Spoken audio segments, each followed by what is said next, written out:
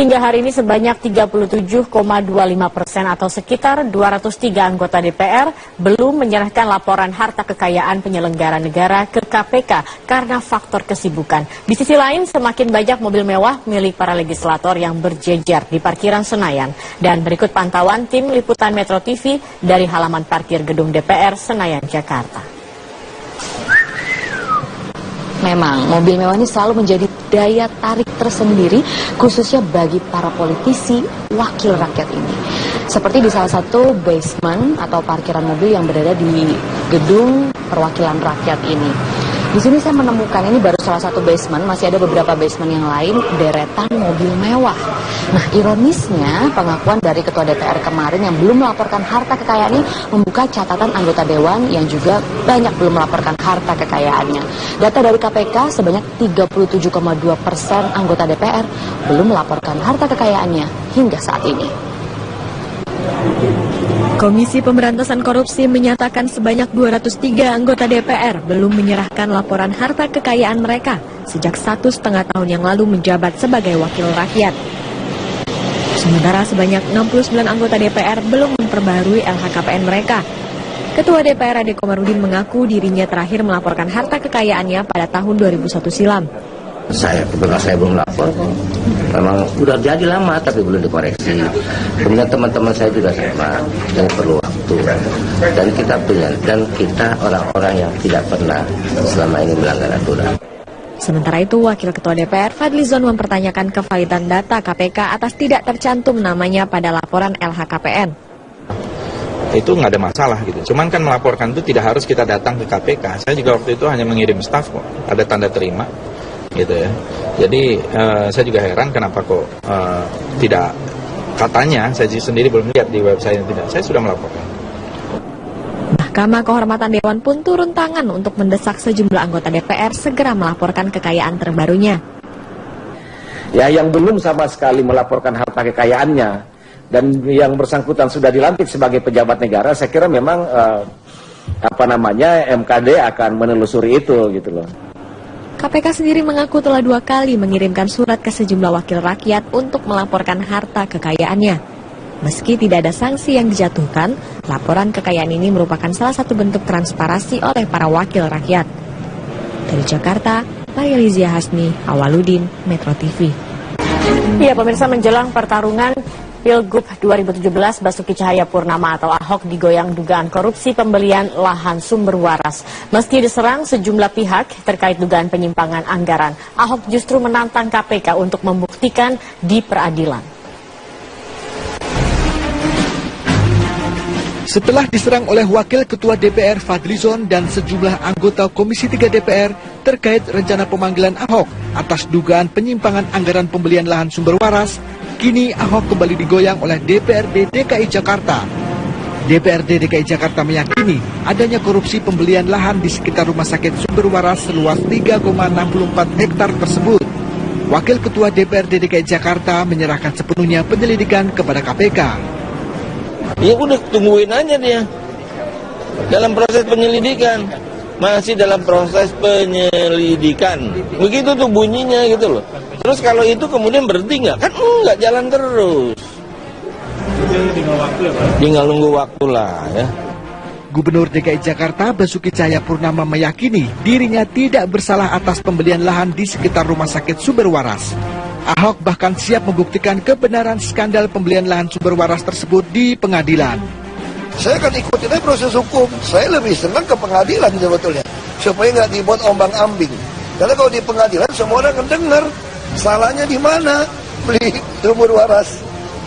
Itu kan cuma, ya kita lihat aja, KPK profesional dituduh hak saya. Kadang-kadang saya pikir ya, kayak si Lulung apa DPRD, saya kadang-kadang merasa bangga juga jadi Ahok ya. Ternyata bisa ngatur KPK dituduh mereka, ya enggak? Saat ini KPK sendiri belum menemukan bukti penyimpangan anggaran yang dilakukan Pemprov DKI Jakarta hasil rekomendasi audit investigasi dari BPK. Sementara itu Badan Pemeriksa Keuangan BPK Hari Azhar Aziz menganggap Ahok tidak perlu melakukan pembelaan atas hasil audit yang dilakukan BPK. Bisa saja tiap audit itu melakukan pembelaan ya. Tapi sepanjang itu tidak masuk ke ranah pengadilan, maka pembelaan itu sebenarnya tidak perlu dilakukan. Silakan saja kalau ada kekeliruan digugat saja di pengadilan laporan audit BPK. Nuansa politisasi dugaan korupsi lahan sumber waras terhadap Ahok muncul di tengah persiapan Ahok mencalonkan kembali sebagai Gubernur DKI tahun 2017 mendatang.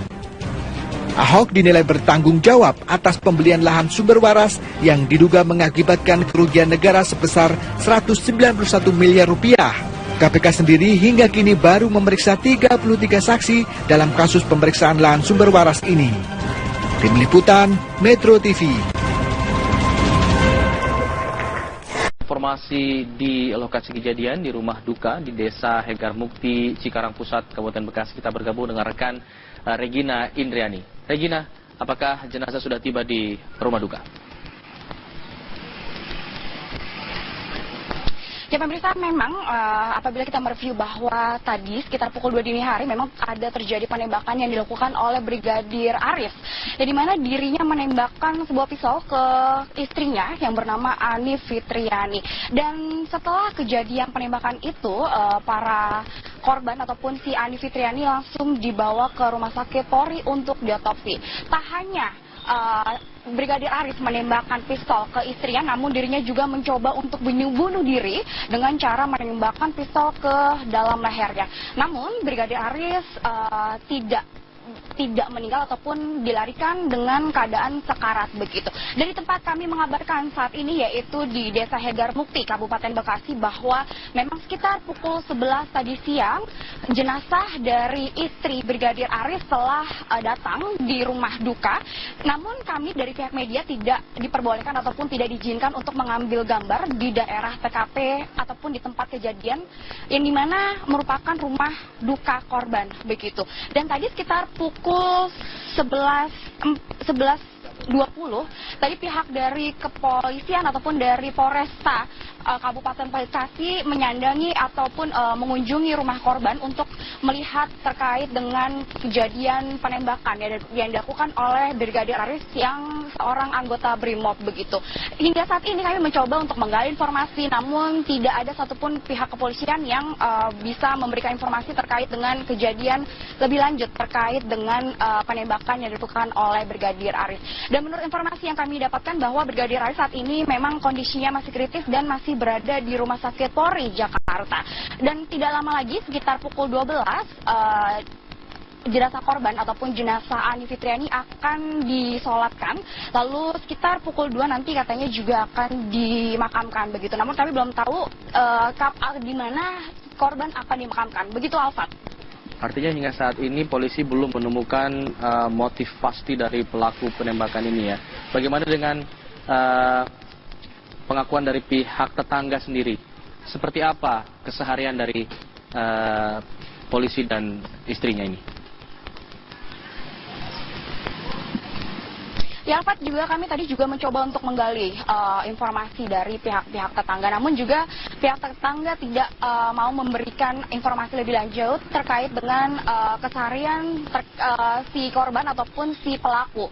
Dan kami tadi sempat memberikan informasi kepada Anda bahwa memang saat ini media tidak diizinkan untuk ke area lokasi TKP. Jadi kami di sini hanya diperbolehkan untuk mengambil gambar ataupun hanya boleh di jauh dari tempat kejadian perkara begitu, Alfat. Namun kami terus akan mencari informasi terkait dengan lebih lanjut dari keseharian dari pelaku ataupun dari korban kepada warga ataupun kepada pihak polisian di sini, karena kami di sini masih menunggu begitu. Ya, baik. Tentunya kita menghormati apa menjadi keputusan pihak keluarga dan tetangga di sana atas musibah ini. Terima kasih Regina Indriani mengabarkan langsung dari kawasan Bekasi, Jawa Barat. Memang pemirsa, serangkaian anggota BRIMOB terhadap istrinya kembali terjadi. Di Bekasi, Jawa Barat, seorang oknum anggota BRIMOB menembak kepala hingga tewas. Sementara sang suami mencoba bunuh diri dengan menembakkan senjata ke leher. Dan kini, ia dalam kondisi kritis.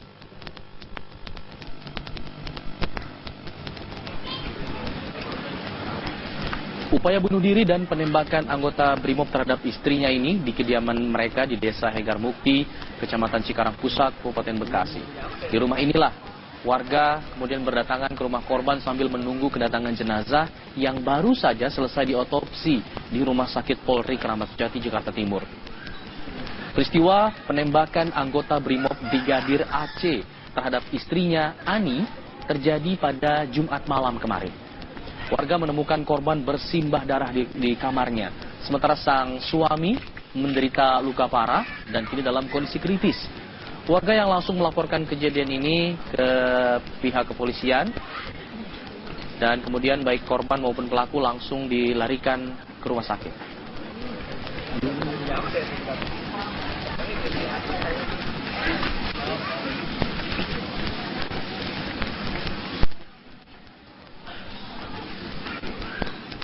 Dan bukan aksi kekerasan termasuk bunuh diri beberapa kali memang pernah terjadi. Benarkah aparat kepolisian memiliki tingkat stres yang tinggi dan rentan terhadap gangguan psikologis? Berikut informasi.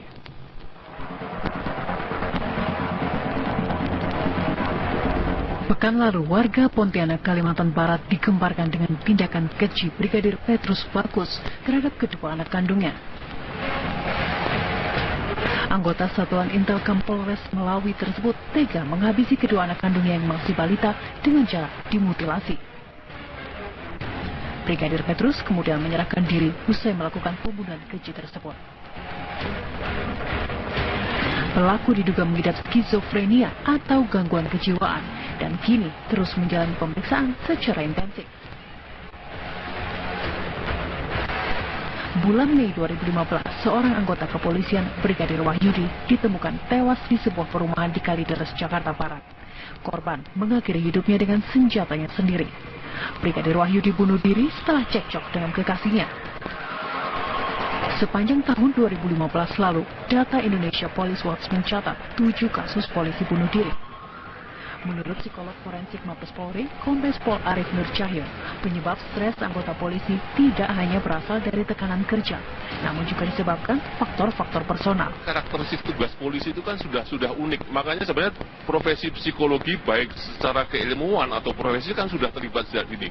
Kita rekrut itu mencari orang-orang yang bakat dan berjiwa penolong. Kemudian di dalam pendidikan ada namanya pola pengasuhan. Jadi kita mengadakan pendampingan ketika mereka dididik, karena kan mereka beralih dari masyarakat sipil ke menyiapkan diri polisi. Kemudian ketika lulus, kita masuk di pola pembinaan karir dan namanya ini perawatan personil. Jadi perawatan personil adalah kita memberikan layanan psikologi. Sehingga kalau mereka datang, itu biasanya ya sudah dengan persoalan-persoalan tertentu. Karena biasanya mereka tidak bisa membedakan persoalan dinas dengan persoalan rumah. Kadang-kadang dari dinas dibawa ke rumah, persoalan rumah terbawa ke dinas. Nah ini yang kemudian...